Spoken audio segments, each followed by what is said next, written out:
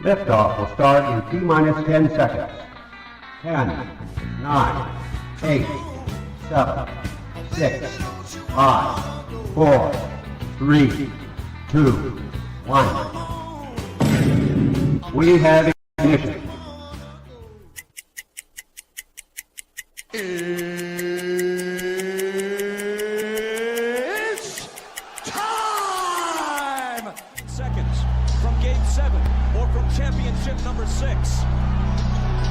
Jordan, open, Chicago with the lead! Behind the screen, Harper got a piece of it, it comes off. The Chicago Bulls have won their 6th NBA championship. Tying run at second, 2 out, Palmero, over the head of Jenks, Uribe charges, throws, out! And the White Sox have won the World Series. To the far side around the 8-yard line to Hester. Under it, and to the middle of the 15, to the 20, breaks free of the 25, to the 30, to the outside, 40, midfield, 40, 30 to the post, 20, 15, Hester 5.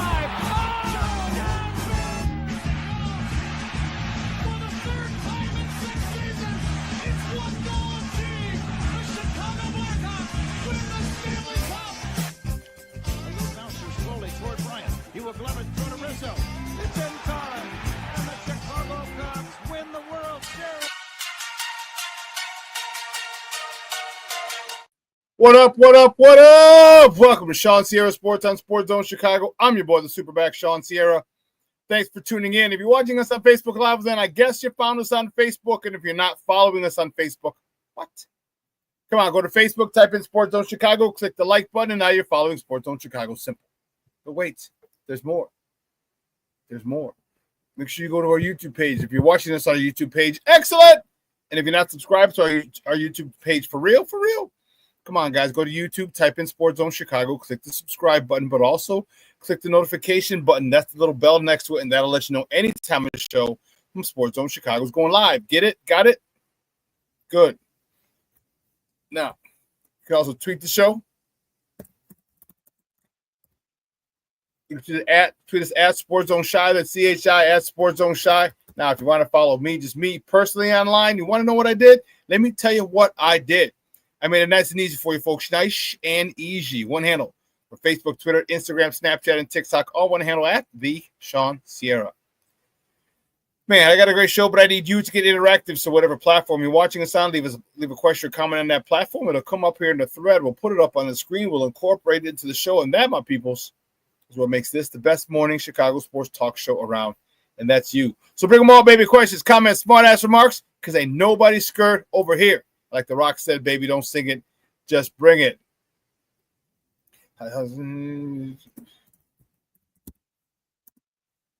Yeah, let's check the chat because the chat is jumping already. That's what I'm talking about. Cornelius Squad, what up, what up, what up? ShawnSierraSports fans, another victory chain Monday. You got it, baby. You see it. You see it. I'm rocking it. We're 2-2 at the bye. I'll take it. Yes, I'll take it as well. And shit, we should be 3-1. Let's keep it a buck. Mr. Southside himself, Michon. What's up? Good morning on a victory Monday. Bear down, FGB, Michon. Big House, what's up, Papa? How are you, man? Thank you for tuning in. I appreciate you. My man Armando Emeterio Lara Jr. is in the house. Junior, what up, Papa? Thank you for tuning in, man. I appreciate you. Thank you, sir. Foster Covers is in the house. What's up, Papa? How are you? Thank you for tuning in. I appreciate it. Jay Grizz checking in from the East Coast. Check what's up, Papa. Good morning and happy Victory Chain Monday, you lousy Bear fans. I'll be starting your stuff already, Jay Grizz. I love it. Oh, man. My man Rick Gonzalez in the house. Buenos dias, fool. Chiba hits a little different on Bears Victory Monday. I bet it does. Bear the F down and FGB.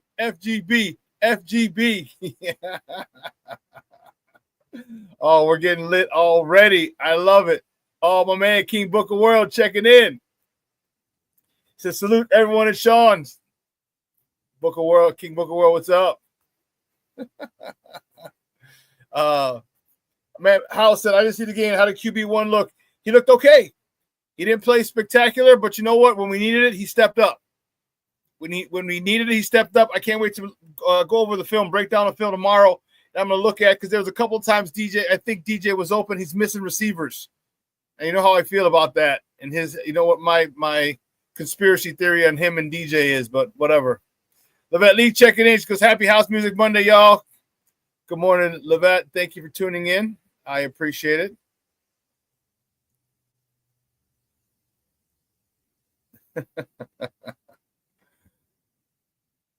Cornelia says, good morning, Armando. I love these Victory Chain Mondays. I'm telling you, baby, I was fired up.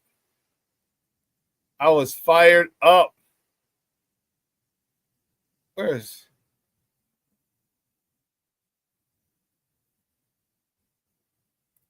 Bishop's not in the house.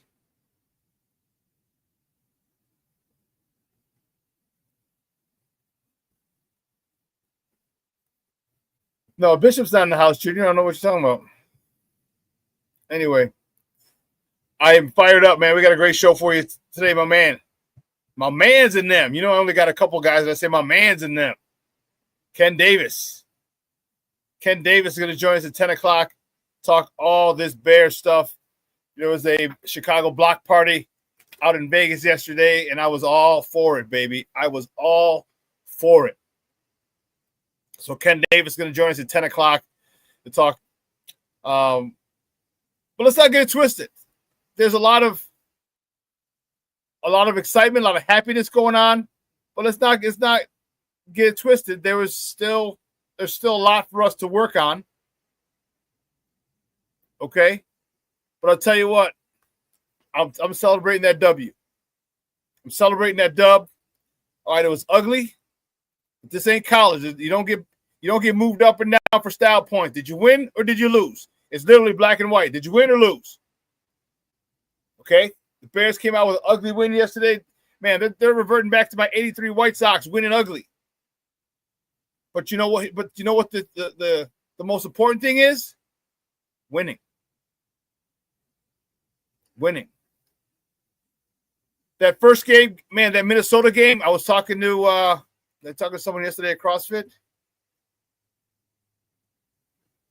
I think so. Yeah, I was talking to my guy Ray. I said that first game is going to bite us in the ass. We're going to go back, especially if we just missed the playoffs. We're going to say game one against the Minnesota Vikings. That's the one that got us. That's the one that's going to be a thorn in our side all year long. Think about it, guys. We should be 3-1 right now.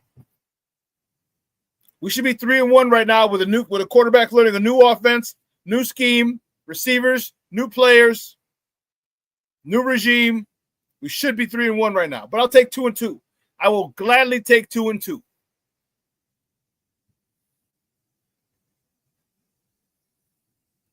Gladly. House says I agree on that conspiracy theory. Yeah, he did.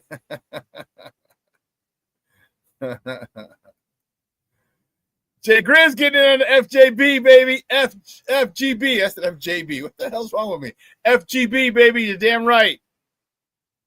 Mr. Southside himself says a win is a win. Jay Grizz, yep. A dub is a dub. I hear you. See, the vet, stop. Stop with the nonsense. See, she said, go, Cubs, go.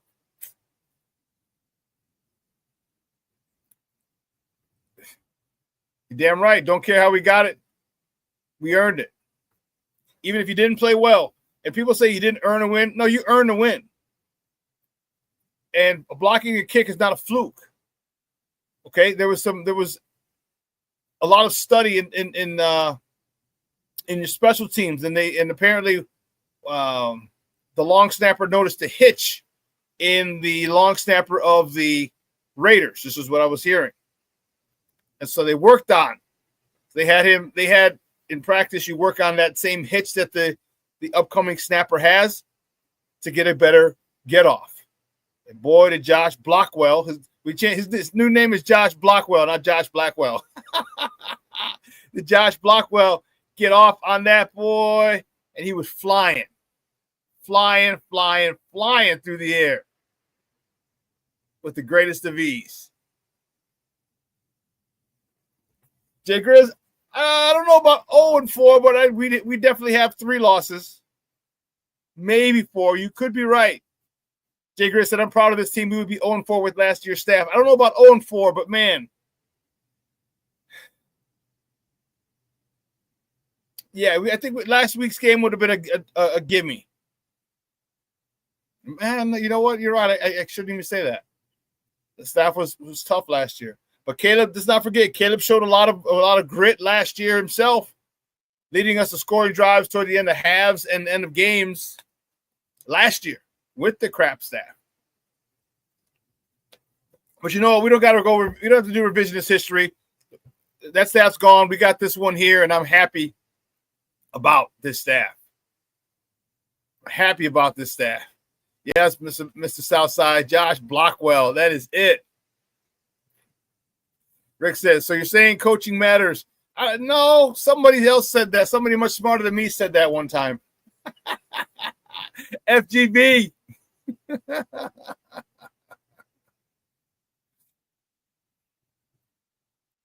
Win pretty, win ugly. Just win. That's all that matters. King Booker World, that's all that matters. Because you know what yesterday did? It gave them more confidence. That's what it did. That's what it did. It gave them more confidence. Yeah, number 98 is a Mickey Ficky problem. That boy can play. That boy good. That boy good. Man, I'll tell you this. We were talking about this on a Smoke Fellas. Because it seems like your boy Caleb has decided not to throw to DJ. Okay? Because all DJ does is catch damn near all of his targets, but that's another story. My question is this. If a trade came up, say DJ for, and mind you, I don't want to trade DJ. DJ is my favorite receiver on the team. He's the best receiver on the team. He's my favorite receiver on the team. But if a trade scenario came up where we traded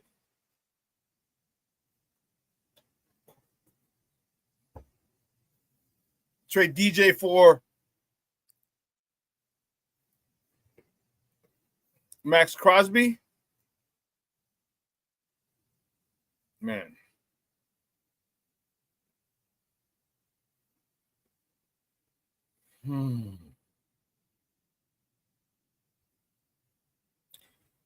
Yeah, he signed so this is what Max Crosby signed.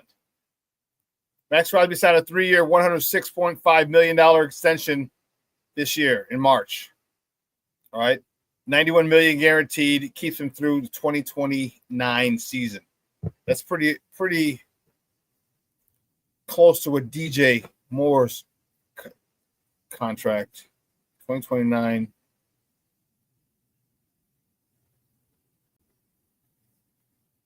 Excuse me.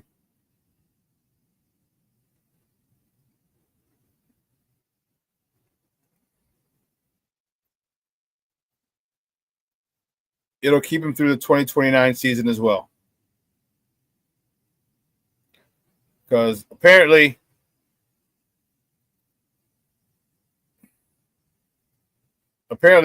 he doesn't want to throw it to him. I don't know what that's all about, but whatever. Cornelius, that is an understatement. Komet didn't have his best game, but he continued to block his ass off. Yeah, you got to come down with those, man. And he'll be the first to tell you he had a bad game. He'll be the first to tell you. All right? And it was evident. He had a couple drops, a couple penalties, and inopportune time. Not that a penalty is ever – it's an opportune time to have a penalty against us. But, 4th and 1, flinch. Now 4th and 5, you got to punt. However, on that 4th and 1, where Komet flinched and went to 4th and 6, and we punted. That's the punt that we got. We got him pinned back deep. So was it a blessing in disguise? I don't know. From all looks of it, it was. I'm just saying. I'm fired up. Fired up. Big win yesterday. Those of you who followed me on Facebook saw I was at Branding Iron. And, man, we were going nutso. What was funny was I was with my guy Hirsch. And he had people. Well, I had people at the game too, but his cousin was at the game. And his cousin was texting us stuff. And I'm like, dude, tell your cousin to stop texting us. And Junior was about a play ahead of me. So just for you guys who don't know, live action to the TV is about 2 plays ahead. All right, because you got to edit and everything. In case anything happens, you have to be able to nip it before it gets on air. So it's about 2 plays ahead. All right. Well, we were watching it was streaming. So it was even further behind. When you're streaming, it's another play or so behind.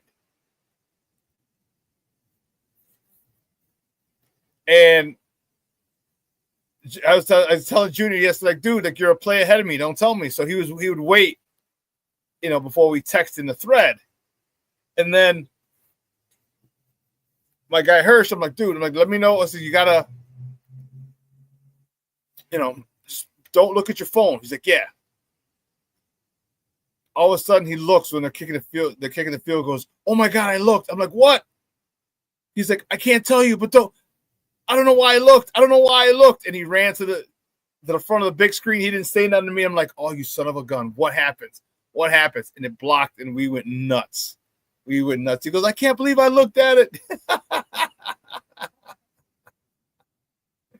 Jason from the UK checking in from across the pond. I appreciate it, sir. Thank you for tuning in.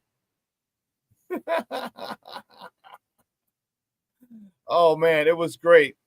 So we got that to talk. Like I said, 10 o'clock, my man Ken Davis is going to join us. We're going to continue this conversation. End of the baseball season. All right, the Cubs. What did I tell you, Cub fans? What did I tell you? I said some guys got to get hot. PCA's running the bases like a speed demon. Seiya Suzuki's hitting the ball all over the place. You're in a good spot. All you need is Kyle Tucker. That King Tuck, all you need is for him. And you don't even need him right now. You can wait. You can get through the first round and then have King Tuck get hot. You're in a good spot, Cub fans. You're in a good spot. My White Sox. All right, my White Sox. Say what you want about them. They finished with a 60 and 102. And you might laugh because it's 102 losses, and that's a lot. But that's a 19-game improvement from last year. 19-game improvement from last year.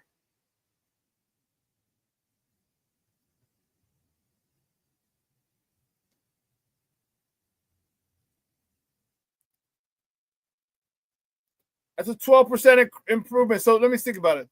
19, they had 41 wins.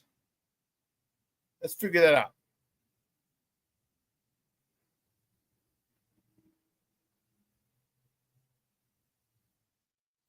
That's a 46% increase of wins from last year. 46%. And again, here's the great part.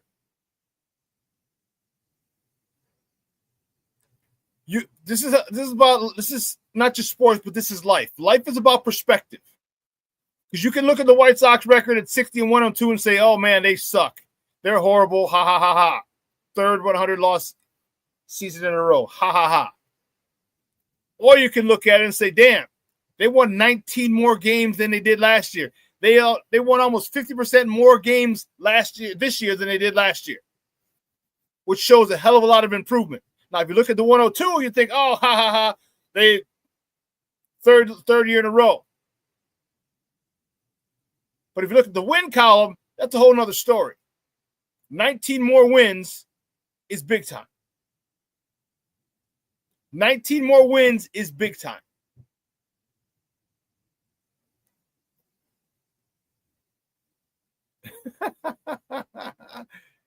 Jace from the UK says, Shawn, I'm on my honeymoon in the Indian Ocean Islands.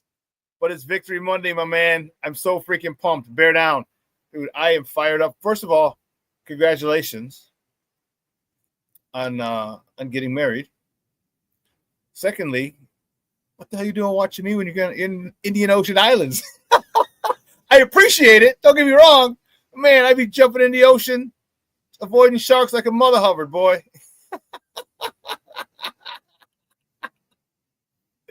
Man, I appreciate it, man. I appreciate it a lot. Oh, my goodness. Oh, you said you... I got you. Like, she's in the shower, mate. I got you.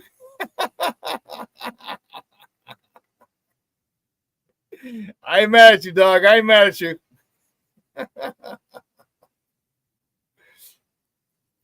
Shawn says the goal for the Sox to win 70-plus games next year. I do. I agree. I think it'll go up to 80, close to 80. I'm gonna put some expectations. I want to go 500 next year. I want to go 500 next year. That'll be another 21 wins we'll have to improve by.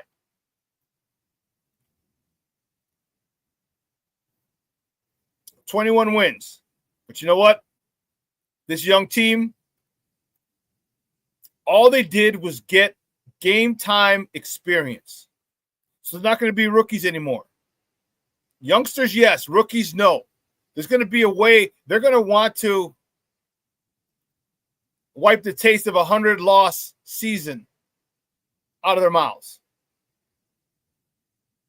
Because they had a chance that, man, how many games did they give away? The bullpen was frustrating for us. At least 5 times I remember the bullpen blew a lead in the 8th or the 9th inning. You don't blow those leads, guess what? We're under 100 losses. And I know it's funny to you Cub fans. I get it. I get it.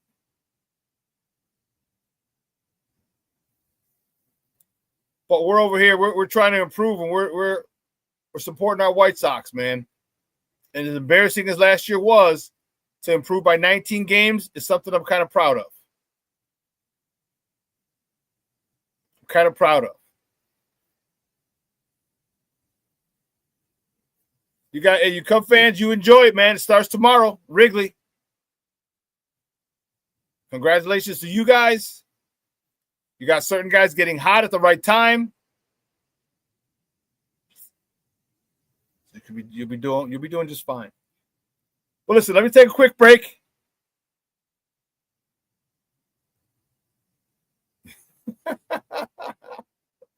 Jason says, damn it, Shawn. I keep thinking you might make me get into baseball. It's a fun sport, man. It's a fun sport. A lot of drinking, a lot of talking, it's, very family friendly.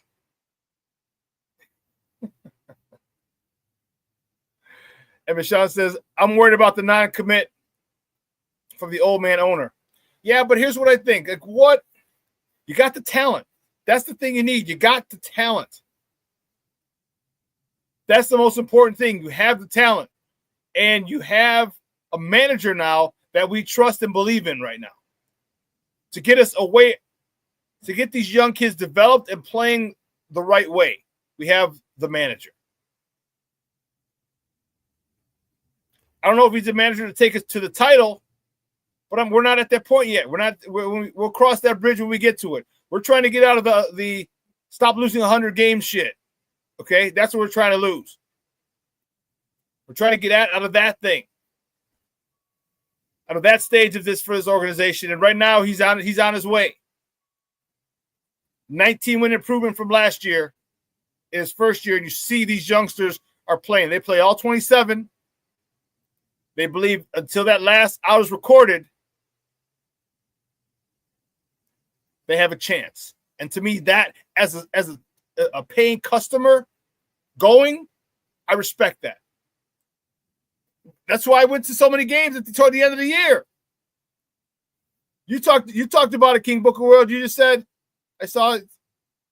Here it is. You said the boycott ends next season. Yeah. Why? Because you see these kids playing, you see them fighting, you see them all 27 outs.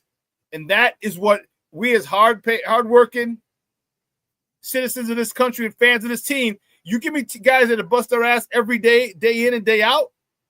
Yeah, I'll pay some money to go see you. I'll pay some money. It'll be on a Tuesday, $5 menu. But I'll go and see you. Jay Grizz said, I support all Chicago teams, even the White Sox. Best thing about the White Sox, the chef in the kitchen. Man, they got some food over there, boy. Woo-hoo-hoo-hoo. That's the one thing. We might have been last in the division. We're first when it comes to food at the ballpark. We are like, man, food at the ballpark. We got to be good at something. But listen, let me go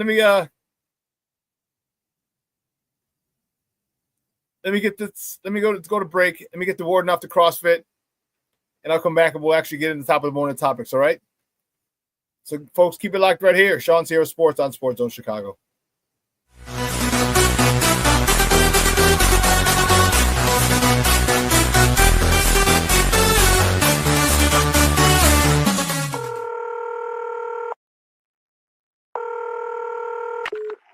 Operator 901, where's the emergency? 127 Brynmere. Okay, what's going on there? I'd like to order a pizza for delivery. Ma'am, you've reached 911. This is an emergency line. Large with half pepperoni, half mushroom. You know you've called 911. This is an emergency line. Know how long it'll be? Okay, ma'am, is everything okay over there? Do you have an emergency or not? Yes. And you're unable to talk because... Right. Okay, is there someone in the room with you? Just say yes or no. Yes. Okay, it looks like I have an officer about a mile from your location. Are there any weapons in your house? No. Can you stay on the phone with me? No. See you soon. Thank you.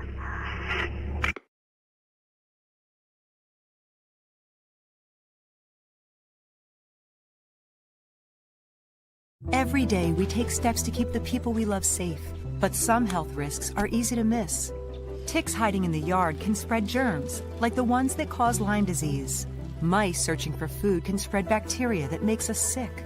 Mosquitoes lay eggs in standing water and can spread West Nile virus and more. Cockroaches are drawn to water in the home, leaving behind allergens that can trigger asthma attacks. Common pests can threaten our health. Learn how to protect your family at pestworld.org. When I'm flying, I put my helmet on, my visor down, my mask up. You don't know who I am.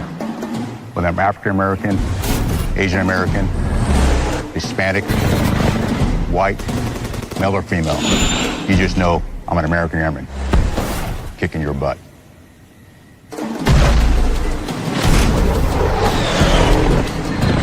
I'm General C.Q. Brown Jr. Come join us. No, I don't know though. I'm scared. I mean, you're so...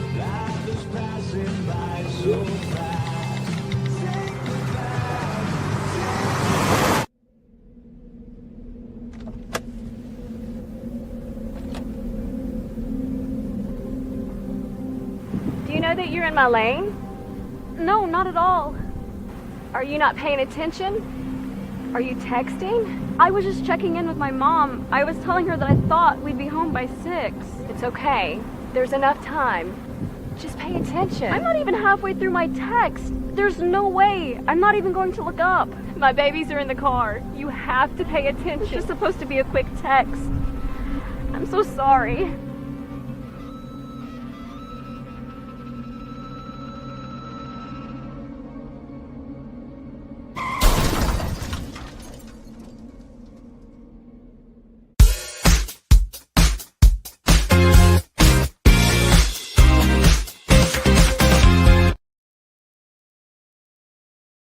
Puts It's DJ Moore in the offensive backfield here.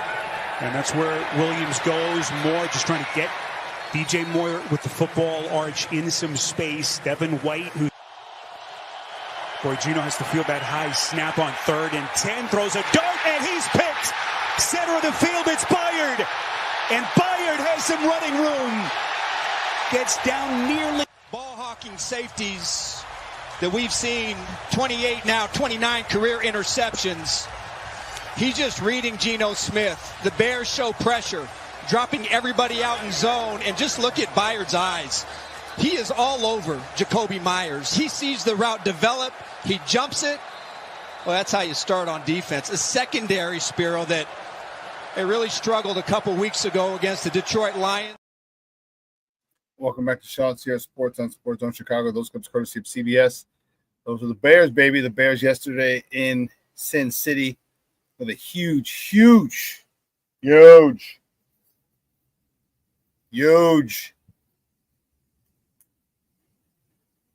win, come from behind win yesterday. I love it. Well, guys, let's get it crack-a-lacking. You know how we do the first segment of every show. It's called Top of the Morning. It won't come just when you want it.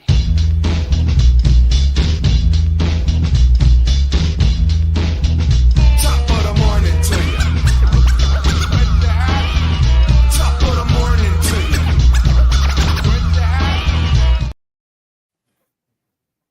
So we go. Which way do we go? Which way do we go? Which way do we go?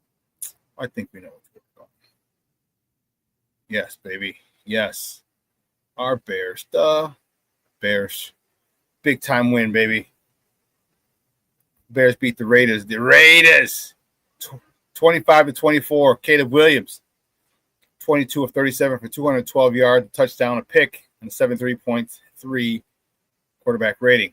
DeAndre Swift, 14 carries, 38 yards, and a touchdown. And let's not get it twisted. He did other stuff too. A lot of people, I don't know why a lot of people are down on my guy, DeAndre Swift.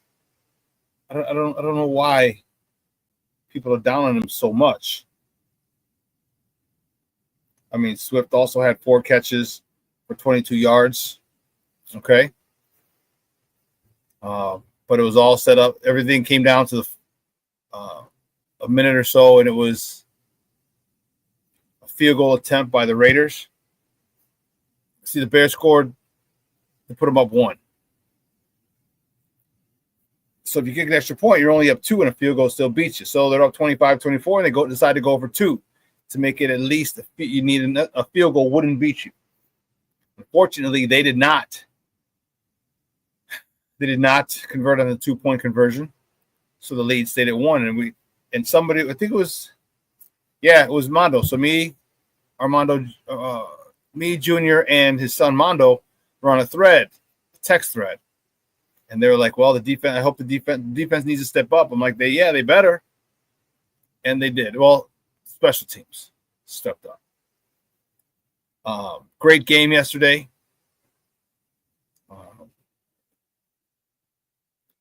And it was great in this aspect. The resilience of this team. The refusal to lose. Okay? The refusal to lose was extremely, extremely impressive. We'll talk about that more at the top of the hour with my man, Ken Davis. I'll keep it moving. The next top of the morning topic, the good guys from the South Side. They ended the season right. Shane Smith was dealing, baby. They beat the Washington Nationals 8-0. Blanked, shut them out. Shane Smith, the rookie, he got the win. He's 7-8. He finished the season 7-8. He was a hard luck pitcher, man. He pitched a lot of good games and no decisions. All right, the team lost the lead or just couldn't get him any runs. I like this young man.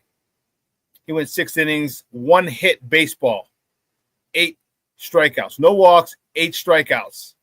Dominic Fletcher, 2 for 4 with a double, his 5th of the season.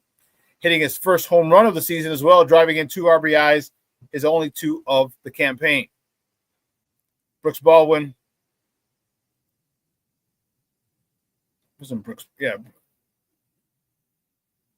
Yeah, Brooks Baldwin. He's 2 for 4 with a double, his 15th of the season. He hit a homer as well, his 11th of the year. He drove in 3 on a day, his 36th, 37th, and 38th RBIs of the season. As we talked about before, the White Sox finished the season with a 60-102 record. 19 wins better than last year. Keeping it moving on. Keep moving on. The Northsiders, the Cubs. They swept the hell out of the Cardinals. The Cubs beat the Cardinals 2-0. Javier Assad got the win. He's 4-1 on the year, or he finished the year 4-1. 5 1/3, 3 hits, 1 walk, 6 punch-outs. Seiya Suzuki 1 for 3, hitting his 32nd homer of the year, driving in his 103rd ribby of the season. Ballesteros was 1 for 3 as well. He drove in the other RBI, his 11th of the season.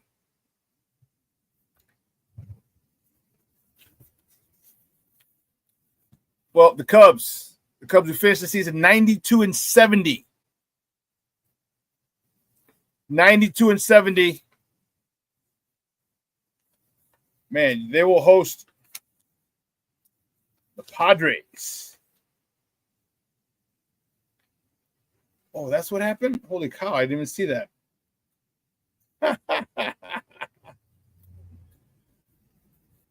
They will host the Padres. Game 1, Tuesday, Wrigley Field. First pitch is at 2:08 p.m. That game will be on Channel 7 on ABC. We'll get the probables probably today. We don't know who's pitching, but game 1 and 2 are here. Game 3, if necessary, goes back to San Diego.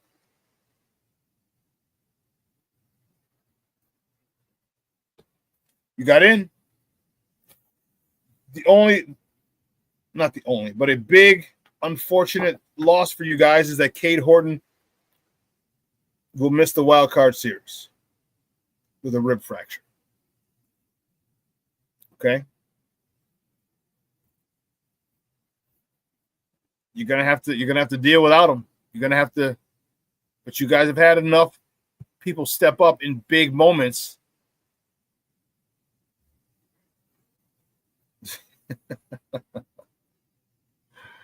Yeah. You're in a good spot. You're in a good spot. Keeping it moving. The next top of the morning topics. The Blackhawks, baby. Yes. Here come the Hawks, the mighty Blackhawks. Here come the Hawks. Man, the Blackhawks in preseason action beat the Minnesota Wild 4-1. Comesso stopped 28 of 29 shots. Frank Nazar scored 3 goals for the Hattie. His first 3 goals of the preseason. Ryan Donato scored his first goal of the preseason as well. All right. Assisting with Teuvo Teravainen added 2 assists, his first 2 of the preseason. Bertuzzi had his first 2 assists of the preseason. Same with Kaiser. Connor Bedard racked up his first helper of the year of the preseason, and Renzel also notched his first assist of the season. This young Blackhawks team is full of talent. Full of talent. And a lot of the talented names are right here. Frankie Nazar, Ryan Donato, old man Teuvo Teravainen, Bertuzzi, Connor Bedard. A lot of the extremely talented young players on this Hawks team were in the scorebook yesterday. If this is a sign of things to come, I like this kind of party. Definitely like this kind of party. I definitely like this kind of party because it's a carbon copy of back in 07, 08.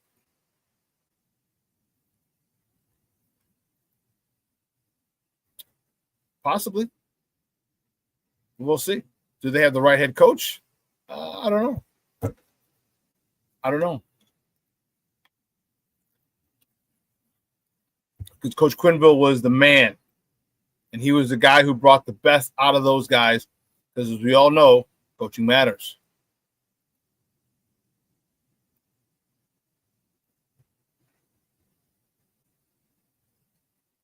So, where's this one?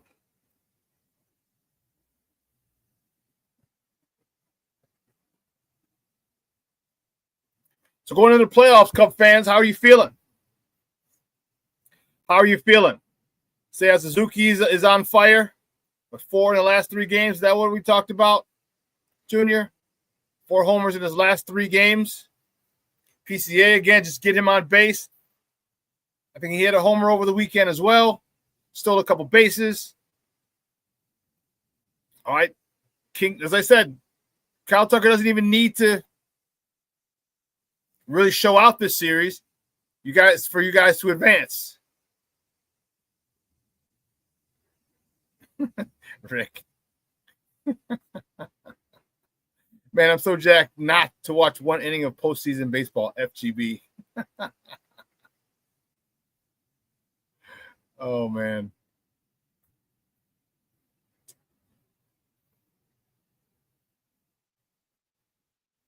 Junior says, for us, it was quarterback coaching matters.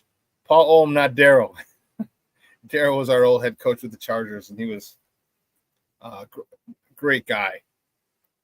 Just not a really good head coach. That's all.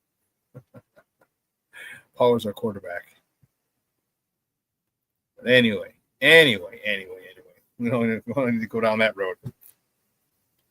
But your pitching staff, like, who are you going to throw out there?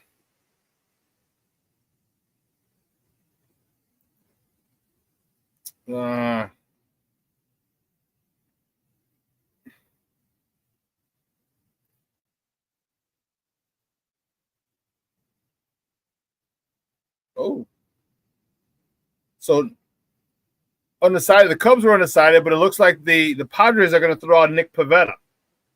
That's what it's saying according to the 4-letter network. So Nick Pivetta is the dude. Michael Bush. Junior, you're right.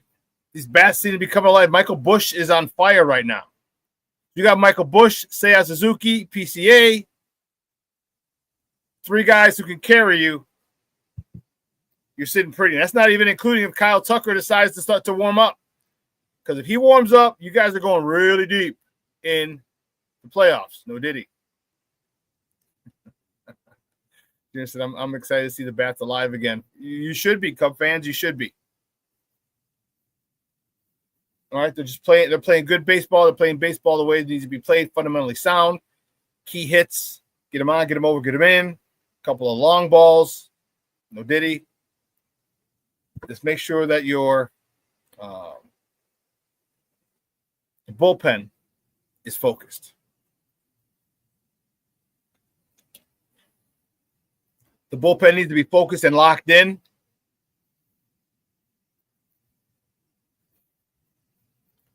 Because you don't want to get a lead and then blow it. God, that would be tough. That would be tough. But you got enough guys who are hot right now. What did I tell you? What did I tell you guys? Remember, all you Cub fans were all fire. We're like, oh no, you're crying and you're screaming Chicken Little, the sky's falling. I'm like, listen, you only need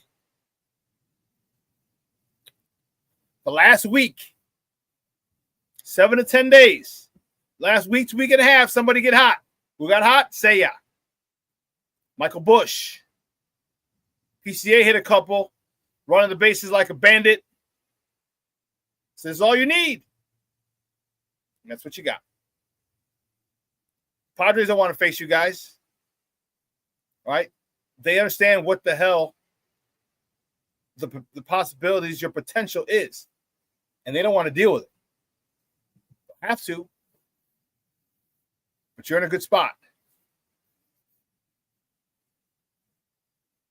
My man, Mr. Shawn, hey, check it in. What up, Papa? Top of the morning to you, he says.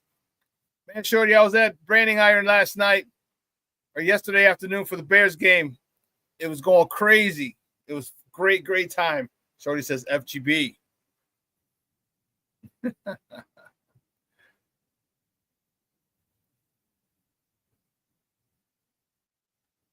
Junior, yeah, you're right. Illini came back from that whooping last week with a big win Saturday against USC. Now one announcer picked them. Yeah, I saw that pregame. But, I mean, how could you? How could you? You know what I mean? Like you think they might be down, but that's a testament to Brett Bielema. That's a testament to Brett Bielema to say, hey, listen, last week was last week. No matter how many we lost by, and we lost by 53. 53. We dropped, 9 to 23? We got 14 spots. But guess what? Still good. It only counts as one loss. Put it behind you. I don't even know if I was that coach, if I was Brett Bielema, I don't even know if we'd watch film. I don't think we'd have watched film of that game. Like, crumple it up, throw it in the garbage, let's move on to next week. What are we going to learn from that crap, that shit show against Indiana that's going to help us? Because there was nothing done right. Nothing. So, yeah, good stuff for Illinois. Good stuff for Illinois.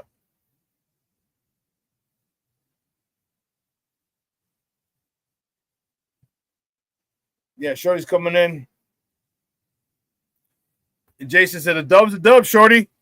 Good teams win ugly. Let's go. I couldn't agree more. Because if we would have beat Minnesota with an ugly win in week 1, we'd be in a much better spot. We should have won it. As I said earlier, that game's going to haunt us. I hope not. We'll see.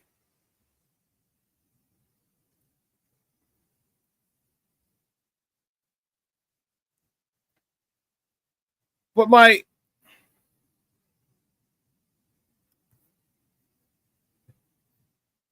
and I know it sounds crazy, but I'm really excited about the White Sox. It's been about 5 years. No, because when did they come up? 18, 19? No. Because they played in the bubble together. Man, 18, 19, maybe about 5 years, 6 years when I was this excited, since I've been this excited, when they got Yo-Yo and Eloy and Lou Bob to go along with Abreu. They got TA.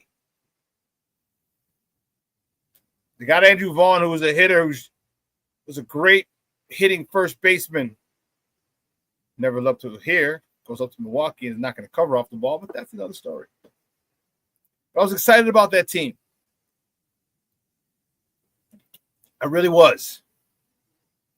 I was excited about that team. And I'm excited about this team. I'm excited about this young squad. Okay, because there's just a lot of hope. I guess that's all we can have right now for Sox fan is hope. Hope you can draft the right players. Hope you can acquire the right players. Hopefully you develop these players. And then hopefully when they get up here, the training and development that they had in the minors translates to the big leagues. Because sometimes you can develop players, but man, the big leagues is another animal. They can kill in single A, double A, triple A. When you step up to the show, it's a whole nother story. That's a whole nother candle of wax. And do they have the mental makeup for it? Is something that you have to ask, and you got to try and develop while they're in the lower levels. Because that is a huge part of it. Do they have the mental makeup? Are they mentally strong enough? Because there's going to be teams or pitchers that just have the best of you. They're in the league for a reason. All right. Costa Montgomery, they thought he was going to break camp with the squad. He didn't. What did they do? He didn't even go back to Charlotte, the AAA affiliate. He went back to Arizona to work on his swing. He didn't even go to AAA, the minors. He went back to the fundamentals camp. And it was a big, humbling moment for him. But he didn't complain. He put his head down, did the work. And now this guy hit 22 home runs, 21, 22 homers after the All-Star break.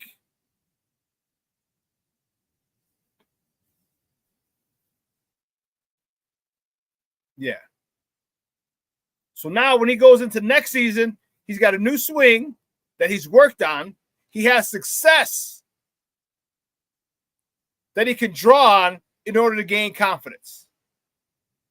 A lot of good stuff there for the White Sox. Him, Kyle Teal, Edgar Carroll, Chase Mydroff, all these youngsters, Miguel Vargas. All these youngsters with a whole lot of experience this year. They took their lumps. 102 losses. But they also showed that the moment and the stage is not too big for them. And that's got me excited. Along with the pitching staff, I just talked about Shane Smith, Davis Martin, Martin Perez. We've got a couple of nice young arms that we can build upon and build around. Some good stuff happening on the South Side. I'm glad that your boycott's over next year. And one last thing.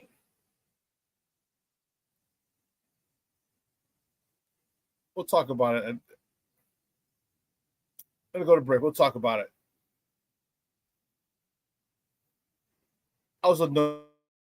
This is what bothers me about my industry. This is what bugs me.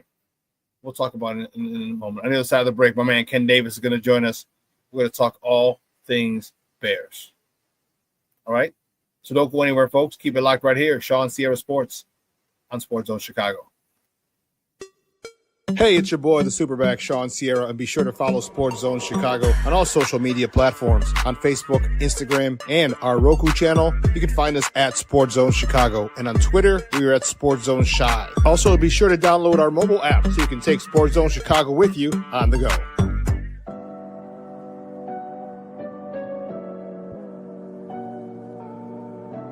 How do you take care of your mind health?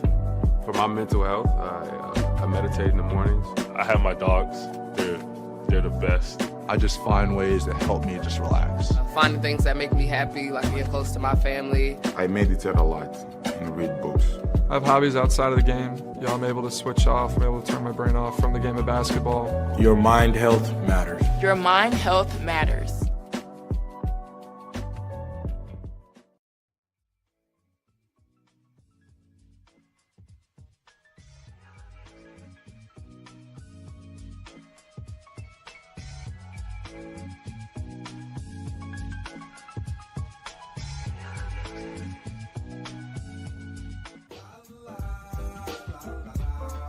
It's a romance sport. What? It's a romance sport like that. Your Marine Corps' way of life is to defend the American way of life.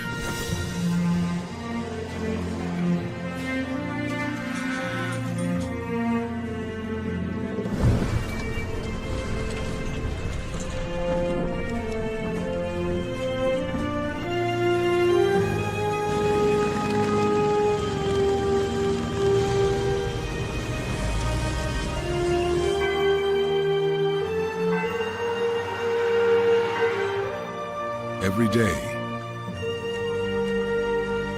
no matter where we serve, we take a stand for our nation, for each other, for us all. The few the proud, the Marines.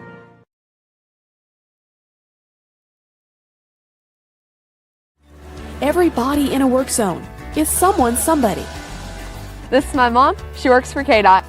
This is my dad. This is my mom. This is my daddy. This is my sister. This is my daddy. This is my son, Scott. He was killed while working in a highway work zone. When you drive through a work zone, drive like a life depends on it. Because it does.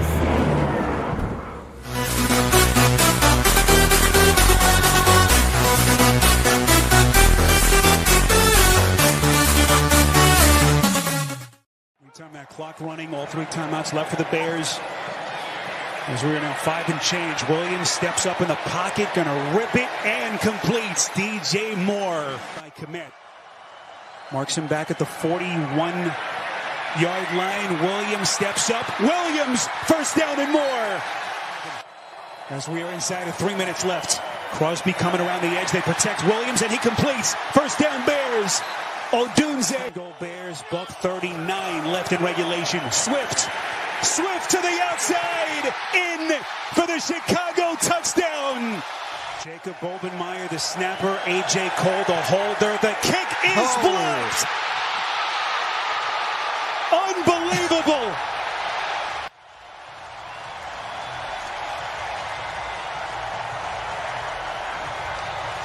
First blocked field goal for the Chicago Bears. Welcome back to ShawnSierraSports on Sports Zone Chicago.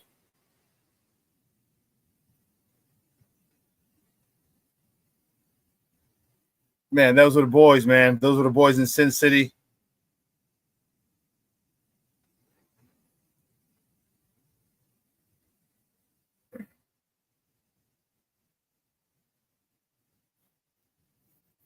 Tell you what. Shorty, Shawn, I totally yelled block right before they blocked it. Junior said, Pillow did not play bad yesterday.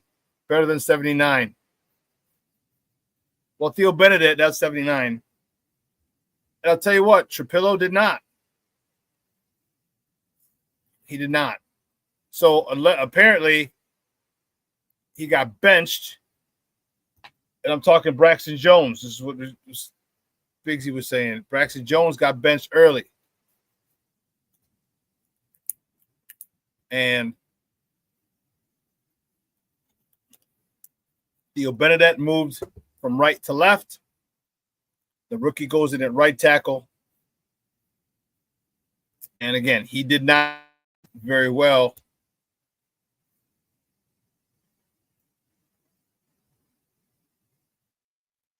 Wow. This just in. The Cleveland Browns are trading for Texas tackle Cam Robinson for a swap of late-round picks in 2027, per sources. This is from Adam Schefter. See, they're going to get a tackle that they need. Black Diamond checking in. What's up, Baba? How are you? It's the top of the morning, gang. Ugly-ass win, Shawn. You know that's a game we lose last season. Yeah, I can't argue that. I don't think we win that game last year. But we're not in last year. We're here. So we're good. Yeah, Shorty, Braxton got benched because if you know, he still had his helmet with him. And the first thing that people do when you're injured is you take your helmet. You take your helmet. Whenever you're injured, or when you go into tent, if you go into blue tent, first thing you do is take your helmet. You don't go into the blue tent with your helmet. They never do. They take the helmet, you go in there, and if you're good to go, they give it back. And if you're not, you don't get it back. But Braxton Jones was standing with his helmet on the sideline.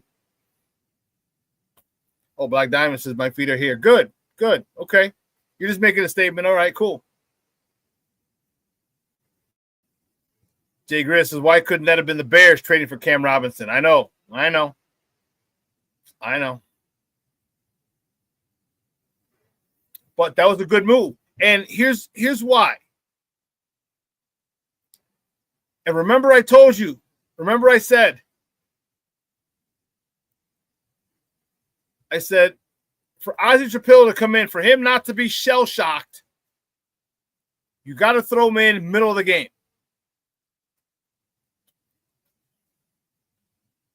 You got to throw him in middle of the game. Don't sit there and say, oh, man, you're going up against Max Crosby. Wow, you got, man, good luck. Man, it's going to be a tough one. Man, good luck, kid. What a way to start your career, bro. Look at a way to start your Don't do that to the kid. The kid knows. The kid's watched him. He's heard about him in college, and he knows who the hell he is. So when it's a, oh, my bad. I'm sorry. I'm like I'm missing something. Sorry.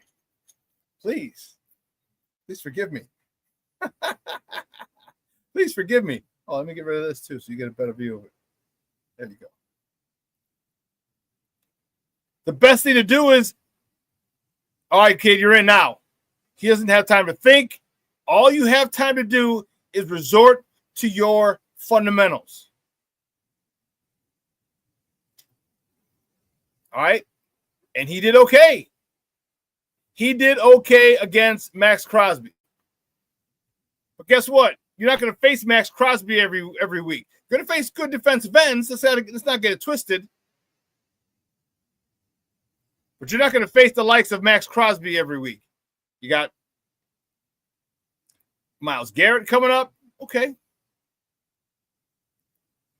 Now that is going to be a challenge. But the thing about it, here's the thing. When you face Max Crosby, you have a little bit of confidence. You didn't stonewall him. The dude's too damn good. But you held your own. So now as you go into a week, when you prepare for another level up in Myles Garrett, it's not going to be as big of a shell shock because that dude is a stud. That dude is a stud. We're not going to face Myles Garrett's and Max Crosby's every week. People at that level. Believe it or not, other teams have deficiencies too, guys. Other teams want edge rushers. Other teams want defensive tackles. Other teams want quarterbacks. Other teams want number one wide receivers. We got a lot of these things. We have to have all of it. Only thing we didn't have, in my opinion, was a left tackle. And he was functional.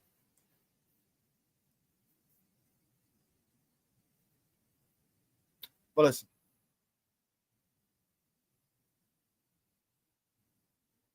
Let me bring in my guy. My man's in them. You know who he is. He's a great friend of the program. Mr. Drop Your Drawers himself. Ken Davis. I've heard people say that too much of anything is not good for you, baby. But I don't know about that. As many times as we've loved and we've shared love and made love, it doesn't seem to me like it's enough. It's just not enough. Ken Davis, what up?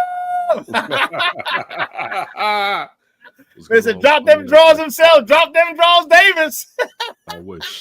I wish in another life, Many years ago, many seasons in the past. Many moons ago. Many moons. Many spins around the sun backwards. What's going on over here? What's going on, Shawn? What's going on, chat? How you feeling, bro? How you feeling about the win? First, about the win. Happy with the win, I would assume? I'm happy. Okay. Yeah. I can't sit here and when I join you and you guys talk about that Ben Johnson's biggest responsibility was breaking down Caleb, but it also breaking down Caleb, establishing a culture because the Bears have been doing a lot of losing. And that established doesn't mean that it's taken hold. But I think you can see some differences, but also this could be my bias because I want to see some differences. You know what I'm saying? That's part of the affliction of being a Bears fan or any fan, particularly with a moribund team. You look for green flags because there's always a lot of red that are waving in our face that we're like, get out the way, red flag. This is my team. There are still the questions. One thing that if you watch any show that I've been a part of, but also particularly on this show, that Shawn and I have talked about for half a decade, is the trenches. And this isn't a Dennis Allen, Ben Johnson thing. This is a why the hell did Ryan Poles get an extension type of issue. And it's not just from the part of drafting, which is a huge part of it, because you've only spent one first-round pick on the trenches. I'm talking both front and back when we're talking trenches, and that was one pick on Darnell Wright, and I'll still go down with this. If you saw me hosting the draft on NBC Sports back then, I wanted Jalen Carter, and still to this day, it shows why didn't you get Jalen Carter? You could have gotten a coach that will be able to handle him if that was to build the culture that you need. But when you can get a player that's supremely talented, you settled for Darnell Wright. And if we're being honest, Darnell Wright hasn't shown us the quality of a right tackle drafted within the top 10 in the draft like that, or 11. We haven't necessarily seen that. But holding on to Braxton has still been a problem. Guard center guard, we still have the question is still out on, did we get Detroit's Jackson or did we get LA Rams Jackson? But it still isn't as bad as it's been in the past. But defensively, the pressure. It's shocking how many interceptions they got yesterday without any pressure. Like that's crazy. I mean, when you're talking about, that, and then props, I'll say this, and then Shawn, you could take the discussion anywhere that you want to take this with your show. One thing, and I will say this, I was worried about this with Ryan Poles. I was like, at one point we believed, well, at least he can staff a secondary. But that has started to come into question, for real, because Terrell Smith, I know he got hurt this year, but there was never really, outside of maybe last year during training camp, the threat of trying to steal a job, you know what I'm saying, from Tyreek Stevenson, since they was both drafted together. A lot of people heralded him coming out of Minnesota. And Tyreek Stevenson had the stupid mistake in that game at the end of last season, fussing with the fans and then getting a bomb thrown on him and just never showing the maturity, showing a lot of the reasons why you think he left Georgia to go play football down in the state of Florida. But for him to step up the way he has now, taking on the number one position at cornerback, to show that athleticism that we saw early in his tenure here, as far as the diving interceptions that he's able to get. The fact that, again, I want to switch to pro personnel. I'm not just going to beat on, I can beat on Ryan Poles all day here, but we saw with Byard the reason why he's here. You know what I'm saying? Like a lot of the times, and I think here I made the joke where at the beginning of training camp, he was talking about, I want to be a part of the coaching. And I'm like, of course, you want another contract. And particularly a player that's in the twilight of his career. Now, he's a young man comparably to us, but when you're talking about being in your early 30s and playing football in general, you're towards the twilight of your career, even though now players are playing longer. But you saw the youthfulness in what he was doing, not just to intercept the ball, but also to take it back to where it still has hurt them. And this part has nothing to do with Ryan Poles. They have been burnt with injuries in the secondary. Like when you think about Jalen was here for a fraction of time, we still haven't seen Kyler Gordon. Kyler Gordon has been in and out really a lot of his career. Like he's probably played really, like last year may have been the year he played as many games. But him and Brisker have kind of been in and out. Of course, Brisker more than Gordon. But I'm happy to get back to your question. I'm happy also because I think if the game ended in a loss, I still would have had some green flags. But when you're going into a bye week with a victory, it's a lot better. Because this is going to tell us something too. I think we've always paid attention to what coaches do after a bye week, because this tells us what's your preparation, what your adjustments, what all that is like. And it's funny, I would have liked to see, and I don't know if someone asked this question last night or if it would come up in this week's press conferences with Ben Johnson, but part of the reason why you snatched out your tackles yesterday, then switched them, of course, when you snatched out Braxton Jones. Are you getting an early look into what the competition that he mentioned? Remember, Ben Johnson talked about these first 4 games are going to be about competition, that these positions, and primarily when we're talking about positions, we're talking about the offensive line. Let's be honest, what we're talking about when we're talking about positions aren't set in stone. And when you brought in Ozzie and you had Bennett on the left side, where you moved him from right to left, to see what they can do, because that's a hell of a situation to throw Ozzie in, to be honest with you. Now, it's going to happen regardless because he's a backup. So as a backup, you're going to get thrown in. So you just have to stay ready. Still got to get ready. That's it. That's all. That's the only thing you can do. Batter the hatches, and prepare. And hopefully during the game you can grow, because he hasn't been used to NFL speed. He went from in training camp, starting out on the left side, and they're like, this is too much. Let's put him back to the position he played primarily in college and putting him back right. So even the time that he had when he was getting reps in training camp, they weren't all on the right side. But again, to me, watching it was like, I like if Ben Johnson is doing this, because you know what? We need to see what these dudes can do. And during this training and during this break that we have for the bye week, we got to see if we're going to snatch guys out and put guys in. But then it always, and unfortunately now ending on this, it gets back to Poles. And Poles really hasn't done a great job here. Like, if we really, because the Caleb thing is a give me. You know what I'm saying? Like, what were you going to do? Was you going to draft him, or you were going to draft Jaden Daniels? When you suck that bad, and then on top of that, the team you made a trade with sucks even more, so you get the first pick. I'm not going to give you props for that, because you had to be bad in the first place. But there are just a lot of questions when it comes to personnel on this team. Like the fact that, and I'm telling you, I was a person that was cheering up and down about how Montez Sweat looked when he first arrived with the Bears the rest of that season, right? And you haven't seen that. You see the reason probably why he was moved to where he's a good player, but he hasn't been a difference maker since that second half of the season that he got traded here. Like, even regardless, he didn't. No, his talents didn't rub off because he's getting double teamed and everything on everybody else, allowing that them part. Listen, to a degree, because you always can shift the line his way. Someone should be slightly eating off of him, even if they're not kind of eating. Some guys should be about to get a good contract because it's my contract year, and they keep doubling Montez Sweat, and they singling me, and I'm eating on these guys. And as you just said, he hasn't been a multiplier. The Jarrett thing, I know he was out, but it really, I don't even know if we got old version of him from Atlanta, and that again goes to pro personnel.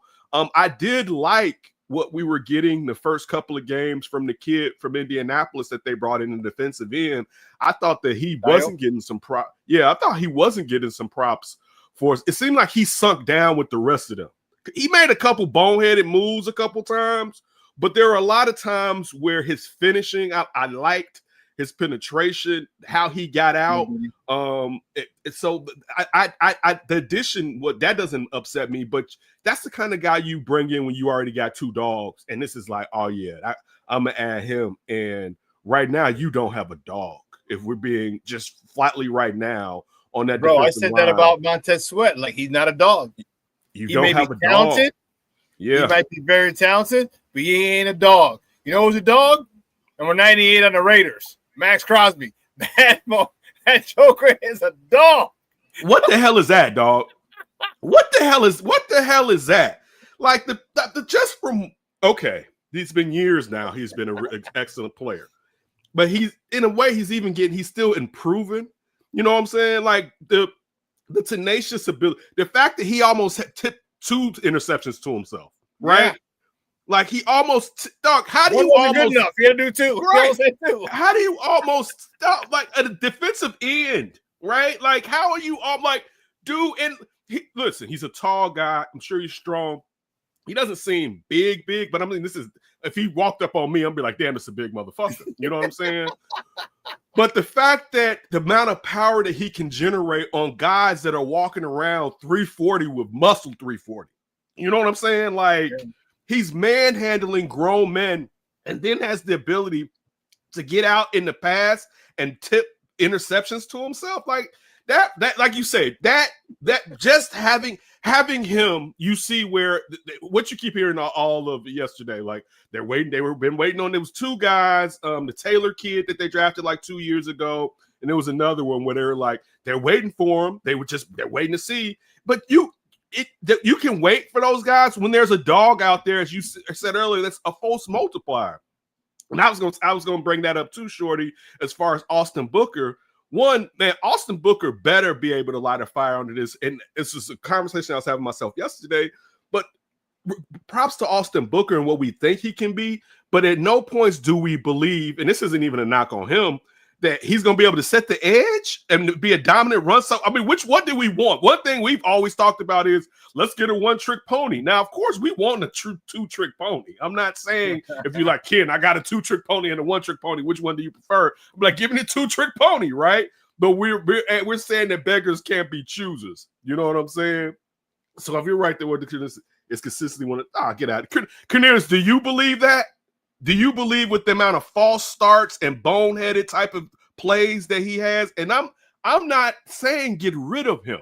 I'm saying he has not lived up to the value of where he was drafted. Regardless if you like him because he's a Bears player, be honest. Has he lived up to that draft position on top of that being switched out for Jalen Carter? Because let's not forget, the Bears just didn't want Jalen Carter and traded back with the Eagles. So that's tied to him regardless of anything. This just as Daniels and Caleb will be always connected at the hip, that's a connection to him. So I'm not saying he's trash, but dog, you're talking as if he's Penny Sewell. He's like, it's not even a question. When you're drafted that high on a right tackle, dog, he better be a fucking stud for real. And particularly when this isn't year 2. You know what I'm saying? Like, dog, at this point, at this point, it's not even a question. We're supposed to be talking about him as the best offensive lineman on this team. Like, unquestionably, he's the best offensive lineman on this team. He's supposed to be, look, I won't say this. He should be setting the standard, but everyone can't be a leader. So I won't put that on him. But when you're going out, and particularly when you draft him in a draft where you don't draft a player because you're talking about culture, then that I would think that culture would be part of the reason why you're bringing this player in, and I mean to affect culture. But now I see, sure, he Cornelius on here trying to fuck with me, got me off my square. I was talking about Booker. But the thing with this is, while I was thinking about it, is Booker still a young player? It's still not drafted as high as Darnell Wright as I continue to go in. We would want him to be someone who could sack the quarterback. And he definitely has been. Before, don't you see I see a lot of the traits of Max Crosby, because the one trait that I see is that this dude Booker does not stop. He got a motor. And you see him. No. I'm not dissing that. That's not what I'm saying. No. I'm not saying you are, but I'm saying, aren't you seeing? I do. But my point being, a couple more tattoos and we'll be straight. And smoke a little weed. Gotta have the weed in the presses. That's another thing about, like, Max Crosby. I'll get back to Booker. Max Crosby, if you did not grow up with what the Raiders were supposed to be, is such a fucking Raider. Like, yes, that's the thing that makes it like he's this anti-hero, iconoclast type dude. Like, he would fit into the Raiders in any era, damn near. Howie Long. Yeah, him. Tuzak. Lau Alzado, yes. Yeah, Lau Alzado, like any era with those Raiders, with the Oakland before they moved to LA, as you just said, the LA Raiders, the guys that went, like, any era. Howie Long. He's such a Raider. Like, that again, culture. Like, when I see him, it's like, damn, he's a fucking Raider, but he's what a Raider should be if they're excellent, not, leading the league. Because for anybody that doesn't know, if we look at the last 40 years, teams that have led the league in penalties, the Raiders are going to have led the league in the penalties more than anybody else over the last 40 years. But anyway, to your Austin Booker thing, I was saying that I don't feel like we can ask him to do everything, is what I was getting at, Shawn, when I said set the edge. Because one of the biggest problems is the run blocking. Like, it's atrocious. And for us here, like, I think sometimes, I know everyone here is older, so they know. I don't think people that are younger understand how important run defense is for us as Bears fans, because over maybe the last 10 years, 12 years, since Lovey's been gone, it has been where sometimes it's good, sometimes it's not good. Now, I'll say this. When under Nagy, it wasn't as stout, but they would still be able to bend and wasn't giving up 100-yard rushers consistently. But it wasn't the tenacious run-stuffing defense we were used to, but they were still at times a good run-stuffing defense. Like they were good. They weren't as great. But usually the Bears are one of the best run-stuffing teams to where you just not, unless it's a stud, like that day Adrian Peterson just kicked the crap out of us for his rookie season or whatever, where it's just like, damn, he is everything they said, right? Like that shit could just happen. It doesn't matter how good your run. You run up against an all-time great, you can get switched. How many fucking highlights have Barry Sanders killing the Bears? It wasn't that the Bears defense was just trash all those years. It was fucking Barry Sanders, and he played them twice a season for 10 seasons. But then again, like that's my only issue when I'm talking about Austin, because however good he can be, he can't fix everything. They're comp to Max Crosby. That's what a lot of people use during the draft time, was the fact that he has a motor that you could hope could emulate what Max Crosby. And I'll say this too, sometimes, a lot of times when it's talking about Max Crosby, the phrase of he has a motor is kind of disrespectful, because it kind of doesn't lend to his craft when people say that shit. Because the motor's just like, man, he's just try-hard guy. He never stops. He does that too, but he knows what the fuck he's doing. Like, it's just like a guy, like, because you can have a high motor and you just out there doing shit. And again, you may be able to succeed because you have more energy. You never give up. But when you see him get back in coverage, and it wasn't luck when you do it twice. Like it wasn't even, I can't put it on him. It could have been that too much heat was on the pass for him to tip it to himself the first time he almost did it. But for you to see what he can do versus an offensive tackle, that's not just motor. He is bending guys and getting around them. So this isn't a you thing. This is what, when people say things and then because one person said it, it becomes a cliche to say this. And for someone as great as Max Crosby, that's a diss, because you're saying that he's not gifted, that he's not physically a specimen. Like, just like, dude, it's quick. Like, it's a lot more to him. He's phenomenal. He's great.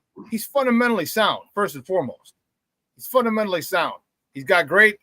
He's very violent with his hands. Okay. But the thing is, like, after his technique, like, he's still. That's the thing, right there. He still doesn't stop. Like, and there's no, and I know what you're saying, but I didn't want it to come across like that's his only thing. Like, he'll get you. This wasn't, even if you get him, because you offensive linemen get paid too, he's still coming. Like, he's all right, okay, cool. Well, then I'm just gonna dip my shoulder and try and get around you. This dude, just every play, he's like a coach's dream. Like, every play, play hardest every single time. I want balls to the wall every rep, and he does. Dude. And he does. It's like, damn, dude, that culture though. Yeah. Like, it's culture, because if you have him, the defense looks a lot better. They play a lot better. Guys jump on board. Like, that's the thing. Like, it's hard to suck when somebody great surrounds you. You may not get to their level, but it's going to rub off on you. And it's your decision if you want it to become imbued with it and it become a part of you, or if sometimes you want to fuck with it and you get on your shit. Like, it's your decision if you want to take it to another level consistently, or if sometimes you just fall in line with it. But that's the thing, and that's what, again, getting back to Ryan Poles has not drafted leaders. No, like that's like that. For someone who preaches culture, you haven't drafted anyone that can grab the bull by the horns, really. I mean, because if we're talking about, I think I think Caleb is the leader. Granted, it's a gimme, but I also think Kwani B. I think Brisker is a leader on that defense. Brisker hasn't been healthy enough. True, but you said leaders. This is a dude that. But availability. So if you want to play that game, availability is the most important thing, and you cannot lead when you're not there. And this isn't a knock on him. This is just because the way he plays. You know what I'm saying? Like, I'm not gonna diss anybody. Stop being Doug Plank. I can't knock you. But look, I'm a Caleb guy. Caleb hasn't taken over that locker room yet. I think Caleb will, but I don't think it's been just easy. And you've been like this. You haven't been the Caleb guy. You can't claim Caleb being a leader now. You dissed Caleb in the past. Hey, I can assess the situation. you know, I think it's going that way, and I think you can see it like at the end of the game when you saw DJ congratulating Caleb. I think you see it. Yeah, you hear him, throw me the ball more. Right, but I think some of the stuff that Caleb, we could talk about hit pieces or whatever, but there's going to be some truth. And Caleb, before a preseason game, telling Allen what to do with his routes, you're gonna get kind of fucking pissed with somebody that doesn't play your position, let alone hasn't played it at a Pro Bowl level. I think there's been some growing pains, particularly because Caleb knew he was here with a lame duck coaching staff, right? So he was like, whatever. After the second, fuck y'all, and they was like, fuck him. I hope, and I think Caleb will be that. But as you said, and I said, it's a layup. But when we're talking about, and this is something we talk about a lot, Shawn, it's how many times in baseball have people said, and I'm not saying it's not outliers, it's hard for a pitcher to be the leader of the team, right? Of course, there are times where a pitcher is one of the fundamental leaders, but usually it's going to take an everyday player. Mm-hmm. Exactly. It's just so when we're talking football, usually we're talking about that front seven. Let's be honest when we're saying that. You do have times where a cornerback, I think JJ leads by showing, but he didn't draft him. But a cornerback or even a safety is going to be difficult.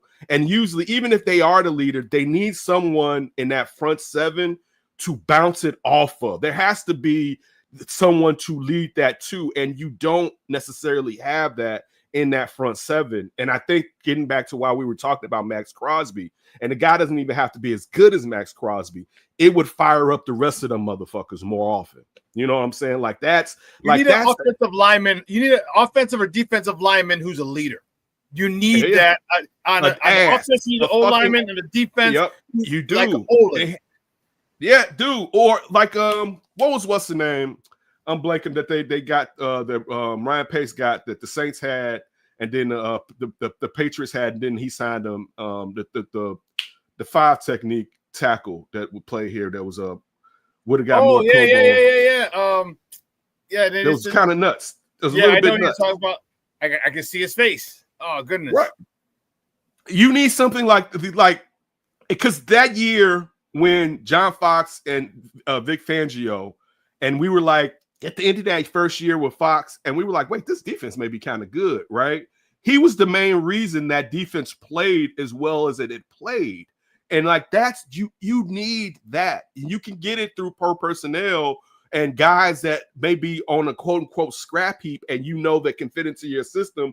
But Post hasn't hit necessarily on that to me, in my opinion. It's really bugging me. I can't think. I can see the dude. He's a big dude with big arms. I see his face. I can't think of his God blessed name. And we signed from the Patriots. Yeah. Yep. Go back to 2018 Bears. Yeah, he was there. I think he got there in 2017. Let me see. Wow.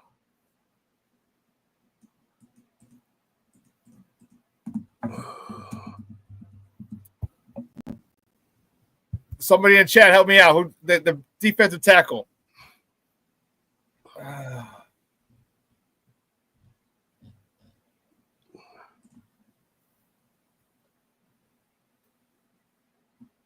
His name's on the tip of my tongue right now, too. So, no diddy. Damn it.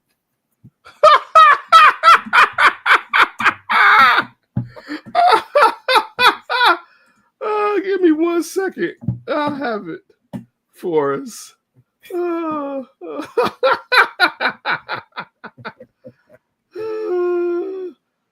right. Akeem Hicks. Starkey Love with it. Akeem Hicks. Thank you. Starkey Love. Good looking out. Yes. Akeem Hicks. You need that type of. You need a guy who. And the reason I'm bringing him up, it wasn't like when the Bears acquired him, when Ryan Pace acquired him, we knew he was going to be that. I'm sure Ryan Pace hoped, but he couldn't have thought he was going to end up being like he got blocked out of the Pro Bowls a lot because he was like the fourth or fifth best tackle a lot of times. You know what I'm saying? Where it's like, damn, you just good enough almost. But yeah, you need they and again, look, I'll say this because I don't want to sit here and poo-poo on all this, but that's all, like, I'm gonna be a realist. I mean, I'm going to enjoy it, but I'm always looking at things how to get better. This is how I do myself. I'm never like, oh, kid, you did that great. Hell yeah. It's what can I do better? So if you don't like it, fuck it. Your problem. But but that's how that's how I analyze anything is how can it improve, particularly when you're not there yet. Even if you're at the top, of course you have to do that. But there are ways to grow, but also it will be good. Now I'll give it back to you.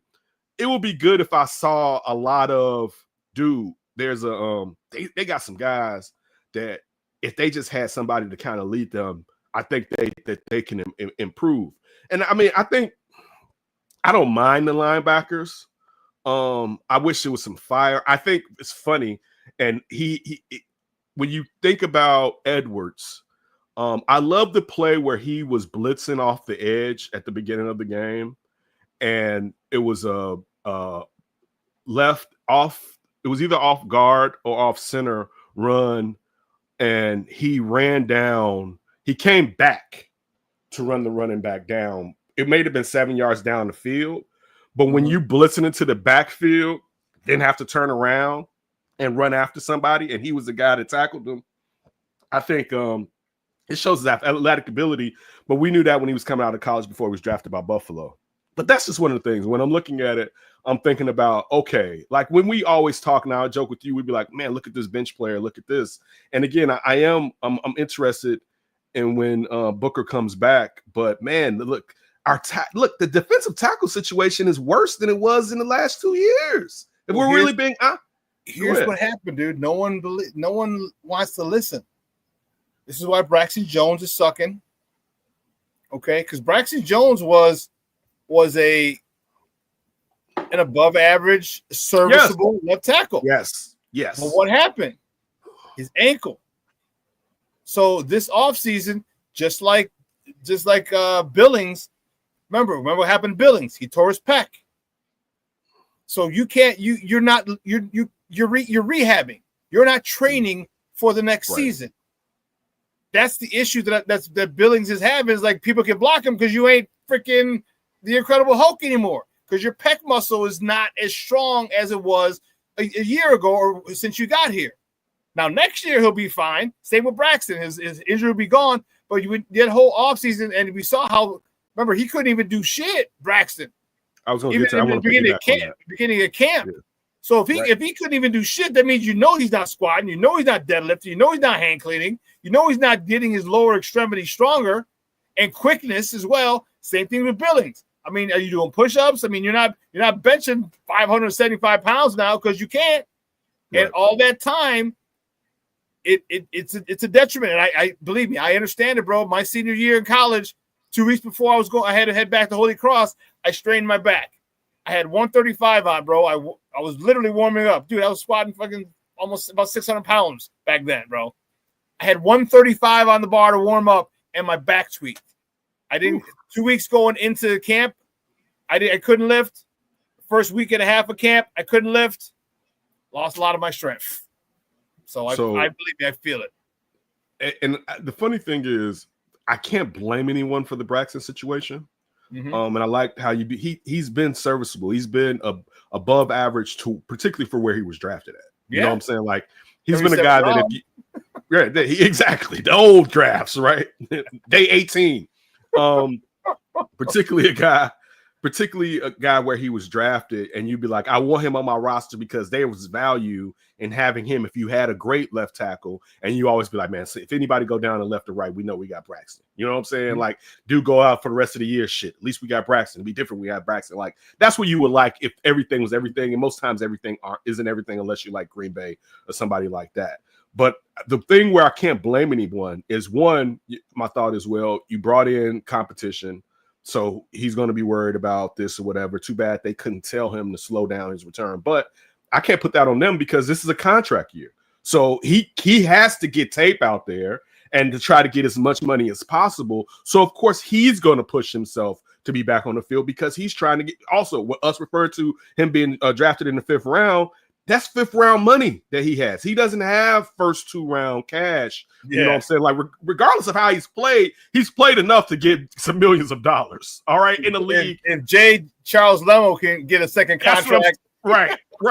So like, that's the thing to where it's messed up because of course he's gonna want to have been out there, and they're gonna want to bring in competition. And as you pointed out, he wasn't ready. You know, like on top of course, and we know this, that if you can't train during the offseason, I was telling my son as far as putting on muscle before the season starts, and I'm like, you can't really put on muscle during the season, right? Like that's like that's recovery and trying to keep it like that's a preseason. I mean, not just the preseason, but that's the off-season type of thing.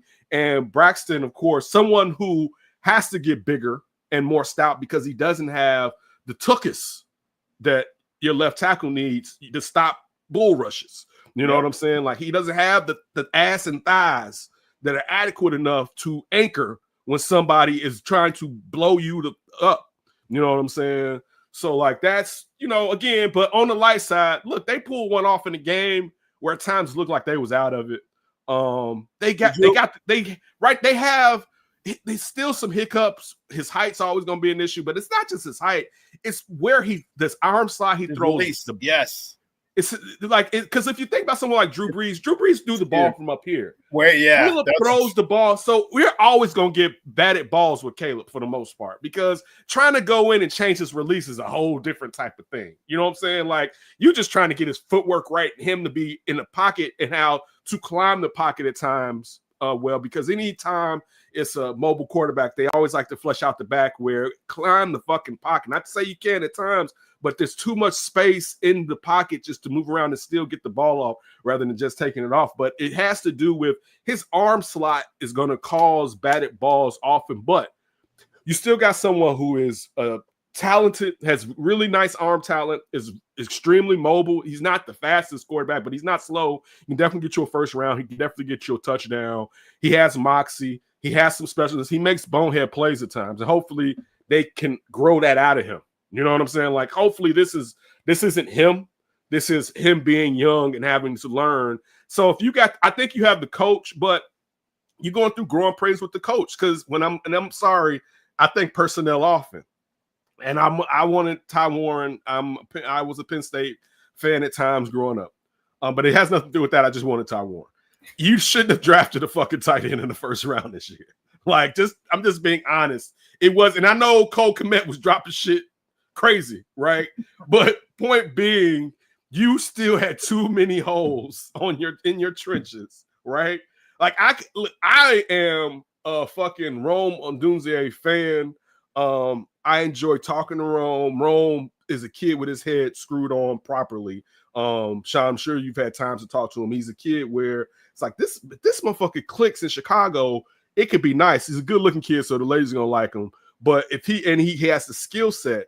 But dog, in all fairness, you probably shouldn't have went receiver with your second pick in last year's draft either. No, like, that's you've what had first round. You have first dog. You can't. You had 3 first round picks, and you went skill position with all 3 of them. And we know that's just not, dog. Do you know how good you got to be to go skill position? Like, you got to be close when you just like, man, all I need is the skill position. Dog, everything in football is done in the trench. Listen, I was getting to a debate with Siafa, that used to be on NBC, used to be the sports, one of the sports anchors at NBC. Now he's out in Philadelphia. He's the regular anchor now. Shout out to Siafa. And we were talking about fucking he was talking about Jalen Hurts, and he's sitting there like, Hurts is this, and it's funny, I went back at him, he's like, I ain't even fuck with Hurts like halfway through the season last year, whatever, right? I got to see what the fuck he ran after I went back at him or whatever, because one of the things I wanted to say to him and I didn't was, dog, look at what Philadelphia did. Philadelphia they lose trench players and they keep fucking going because they keep drafting trench players. Like, and it allows them to be like, oh, this quarterback, we thought he was good, he can go. Because they always, when's the last time they had a fucking bad offensive line, Shawn? They haven't had a bad offensive line since Andy Reid was the since before Andy Reid was the fucking coach. And if we're being, I'm sure there will be times some Philadelphia fans will point out where it may have not been exceptionally or really good. But I'm saying, and if we really look at it, they consistently have good offensive line players, good trench players, consistently. They've lost. Think about how many defensive players they've lost the last 2 seasons, and they still hauling ass on people. And that's how you win. You have to have trench dogs to win. It's the simplest way. We talk about this shit all. I know it's cute to win through the air. Look at what the fuck Jalen Hurts threw 110 for 110 yards yesterday, right? Dog, you don't have. What do you have? 2,600 yards passing last year. Dude, you don't have to. Again, now I want my guy to pass for 4,000 yards. I've never seen it in my life, so of course it'd be nice to see it. But I'm saying, like, football, until they make some rules that I haven't seen they're coming, is still beat a man up and dominate a man. When it is. And I know I sound like a cave person, but I'm being honest with you. It's still, that's one of the reasons I like Ben Johnson, because he's a run the ball guy. Listen to him talk about 5 yards in, it's run the ball. Now, I'm sure there's going to be times where he passes the ball, depending on the defense, depending on the scenario. But I like to hear my coach saying, I'm not going to get cute all the time when it's clearly a fucking run play and we're going to be 5 yards in shotgun 24/7, like the last couple of years or whatever. But that's the thing, man. That's when I look at the team. And again, I was someone who I still root for Ryan Poles. I just have to be honest now. And it takes a while because this is Ryan Poles' 4th season here, I believe. This is 4th season because Eberflus only had 3. So that would mean this is going into Ryan Poles' 4th season. Yeah. Now we can grade him. You know what I'm saying? Yeah. It takes 3 years to grade him. He's got a pattern. Yeah, now we can start to grade him because the first 2 years he's finding himself out. But my biggest thing, and I'll end it on the Ryan Poles thing here, there hasn't been an adjustment as far as, you know what? I haven't been picking good quality offensive linemen. You know, something that I've been seeing that I think is good, it's not right, and we need to switch it off or whatever. I haven't seen that. So that's where it's kind of like, you know what? I mean, and I hate it again talking about him.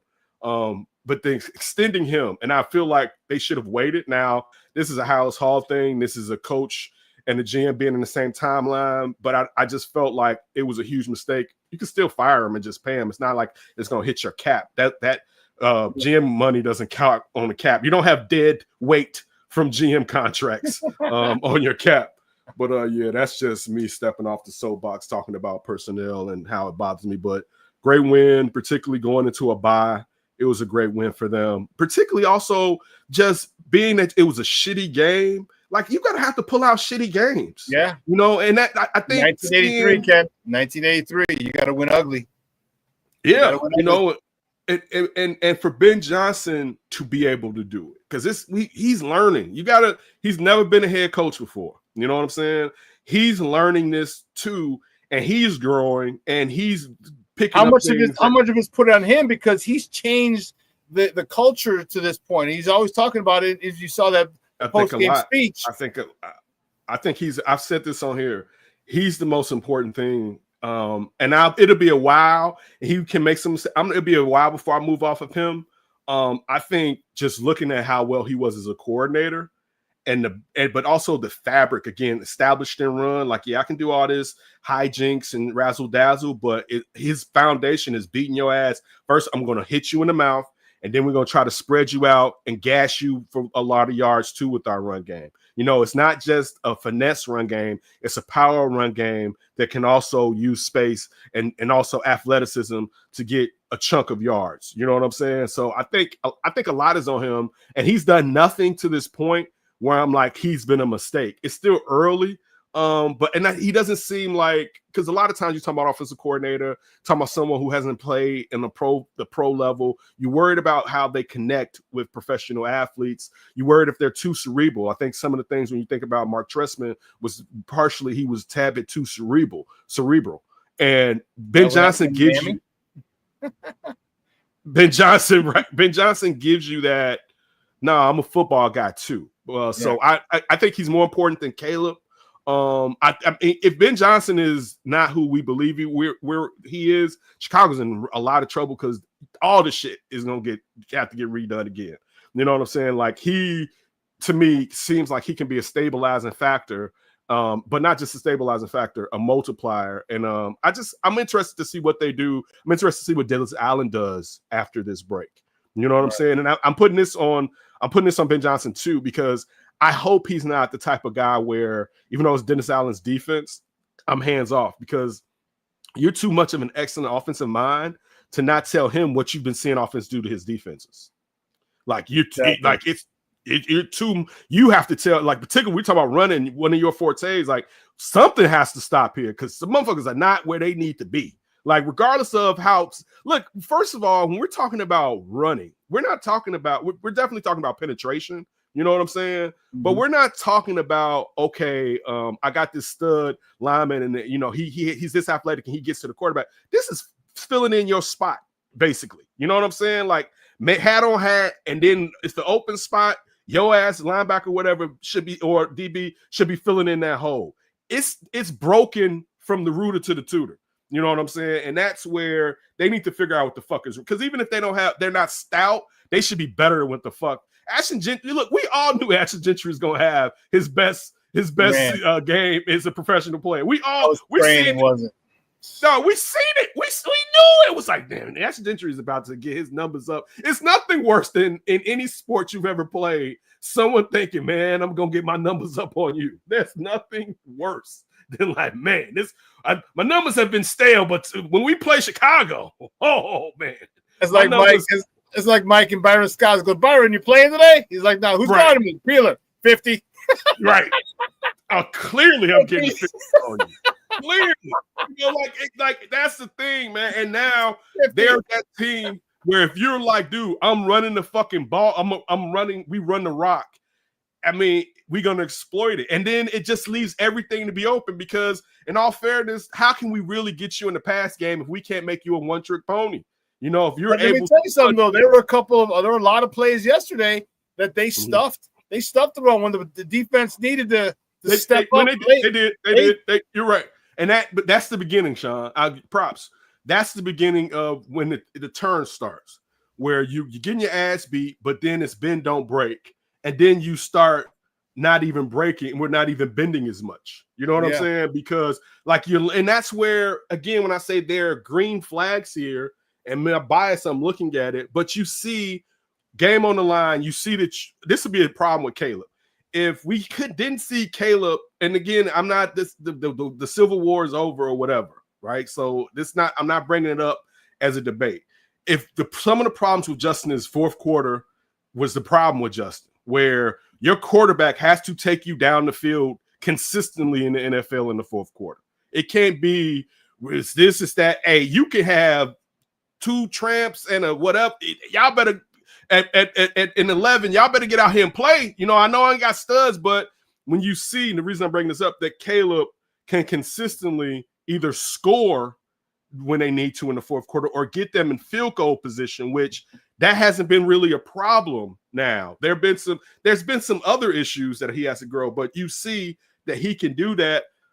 That's learning's half the problem, and that part you feel good about. So it's things to feel good about. I feel good about their quarterback. I feel good about their receivers. I would love to have seen what Colston Loveland was really supposed to do. I'll say this.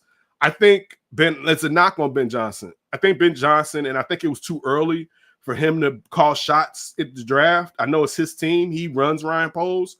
But I wish you had a general manager that can be like, you know what, at this position, I don't think we should take a tight end, because you didn't even use Colston Loveland enough. And I know the Luther Burden situation is somewhat different because they were looking at going running back. So it was like, damn, the running back's gone. I guess, look, explosive player, we'll take Burden. And I know the last game and a half, because this game he was kind of used, the game before he was really used, you drafted this kid. And again, it's not to say that just because you draft him, everything has to be implemented, but you're supposed to be showing us the reason why, particularly is high, particularly when it's not like you got a ton of guys ahead of them that these guys haven't been necessarily used properly. So that was just kind of how I feel when I'm going over my bullshit in my head about what's good and what's bad about the Chicago Bears. Well, I think that one of the best parts about it is that they were able to come out of it. Like you understand, like even when this reinforces the fact that you don't have to play a great game. Mm-hmm. You can play a crap game, okay? Right. As long as you stay true, all right, and fall back on your fundamentals, you still got a shot. You know, winning, and that's the thing, winning ugly. And the thing is, you gain confidence, so they're going to be sharper coming back in Washington. But if there's later in the year when they play another shit game, because they're going to, it's just the law of averages. Right. You're not going to be, oh man, the mindset's not going to be, oh man, we're not running, we're not passing, we're not doing this. Oh, it's going to be a tough one. No, they're going to say we've been able to grind through this, get a W. Okay, despite the fact of this, and this, and this, despite the fact that Cole Kmet had drop passes and fucking and pre-snap penalties, you know, despite the fact that we couldn't stop Ashton Jeanty in the first 3 quarters, all right, despite all that fact, when it's time to, when we had to, 3rd and 1, 3rd and 2, 4th and 1, we stopped them, made them punt, made them kick a field goal, we stopped them late in the game when we needed to, and that builds confidence. And because the only way you really get true confidence is by doing shit. Because a lot of it's just fake. I believe myself. I know I can do it, and you don't know shit because you haven't done it. But when you do it, you're like, oh, okay. So it happened before. I can do it again. Bet. Now that they know they won an ugly game, they know that if they're in that situation again, it's not going to be foreign to them. Or they're not going to have negative thoughts running through their head like, oh shit. Now, like, remember like the Raider game where we lost. This is all building the foundation for this team that I like, and the grit of their head coach is one that I really like. And I think for him too, you talked about him being, you know, a young coach, Ben Johnson. Go ahead. You talk about him being young. He's going to learn he's learning how to win these gritty, crappy games too, because coaching in these games is different than coaching when you're either in a shootout or you're in a blowout. You got to it's a different thing as well. So I think it was, all in all, everybody benefited from that crappy win because it got momentum going. We got 2 in a row, but also it showed them how to win differently in this type of affair. In the first quarter, it sounds negative if you're saying we're 1-3 compared to we're 2-2. Particularly when you're ending the first quarter. Right. With the bye, you're ending the first quarter with the bye and a rookie quarterback from Minnesota. I'll say this too before we get up out of here. Getting that extra piece of Ben Johnson, and this is one of the reasons why I love Ben Johnson and want him to be the Bears head coach, because we really haven't had an offensive-minded coach like this. The fake fucking free flicker. Oh my God. Oh, the stumble? Right? Dude, to know the stumble that Jared Goff did last year versus us, and to have the fake flea flicker was yeah. That's 2 different plays. Yeah, chef's kiss on the fake flea flicker like that, because you see it and it's like, wait, I don't think it was. But when you think about it, you're on the field and you see what it, regardless, it's going to make you pause. You know what I'm saying? Like, it's going to make, regardless if you don't see the ball there, and that's if you have an angle to see the ball, it's going to make you sit there and think that. And it's just having that type of guy, but also having that guy that likes to punish people. Because you can have that guy and he doesn't believe in running the ball, or he doesn't believe in situational running. You know what I'm saying? And then it's like everything's lopsided. It's not synced up. The offense is synced up, the passing game and the running game. But when you have that guy that's a beat your ass running guy that also can do trick shit like that to get the ball, get chunk plays, man, I can't wait to when the offensive line is really good and they all know his system. You know what I'm saying? Like, that's where maybe at the end of this year, and definitely we should have it by next year, but when they know his system and now he's building upon the shit rather than still teaching them the same shit. Because once it's like, all right, you already know this play, but we're going to start doing this because they expect that when we're doing this type of play. When you can start doing that and have multiple plays out of the same positions, scheme, plays rather, that's what I'm looking forward to. But look, good game. On the road, even though it was a divided house, it seemed like it was more Bears. It wasn't divided, dude. My guy, one of the Smoke Fellas was there, KDL, Kevin Lauder. He was like, man, it's about 70% Bear fans. Yeah, that's what I was about to say. It seemed like a quarter of Raider fans were there. Like, those damn tickets was up. They was like, they want them? Yeah, look, think about it. If you lived in Los Angeles and you bought season tickets, you're probably like, I'm only going to like 3. Because particularly if you're not even a Raiders fan, I'm selling the hell out of these tickets, right? Rabid fan bases like us. How much? $600 a ticket. I'll take 2. Exactly. Like, yeah, but that's good, man. I'm happy they pulled it off. And it's like I'll end with what you said. It's a learning lesson, and it's a positive one. I think it still could have been a good one, but it would have been like, morally, it was good, but like they won. I mean, they got out of there with a W compared to an L. So that's even better. Yeah. Dude, great stuff, man. I appreciate it. Let everybody know where they can find you and your work online. That's Davis. Be posting soon. And if you hate it, just still like it and just, retweet it or whatever. Everybody be safe in the chat. Shawn, you be safe, man. Tell your moms what's up, and I will holler at you guys in the upcoming weeks, man. Bet. Hey, real quick, 19-game improvement. I was talking about it. Like, you can sit there and it's all about perspective. You say the Sox still lost 100 games, 102 losses. No, 19-game improvement. No, that they seem to have a direction. They were rudderless for a long time. Yes, right. But also, they seem like their talent. They got some quality talent to where there was questions. They also seem to be still good at some of the things they've been good at in the past, and that's with finding guys that were on the scrap heap and turning them into something. Maybe players they keep, but also players they can trade.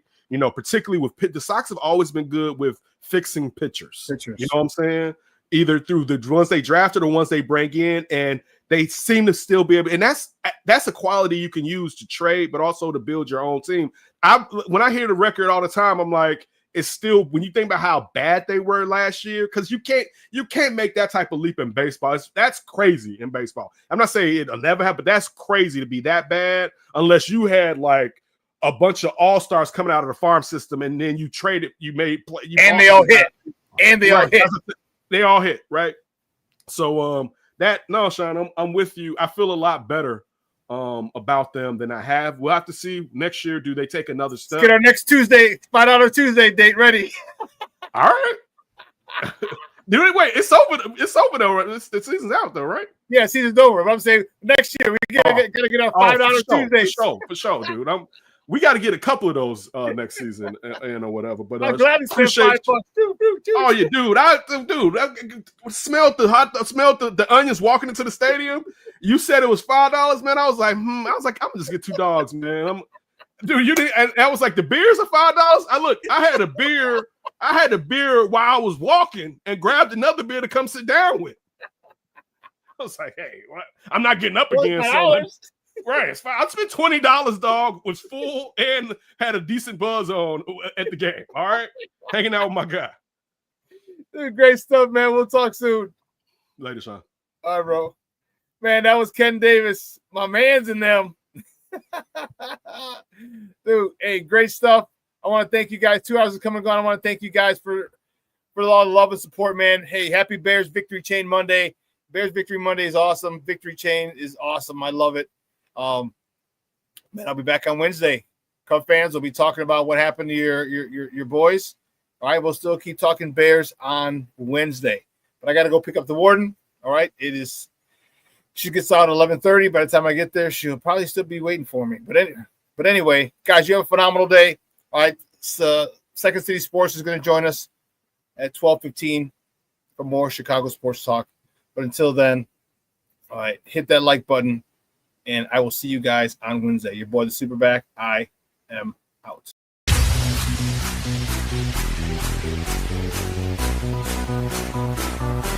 Come on, race the race.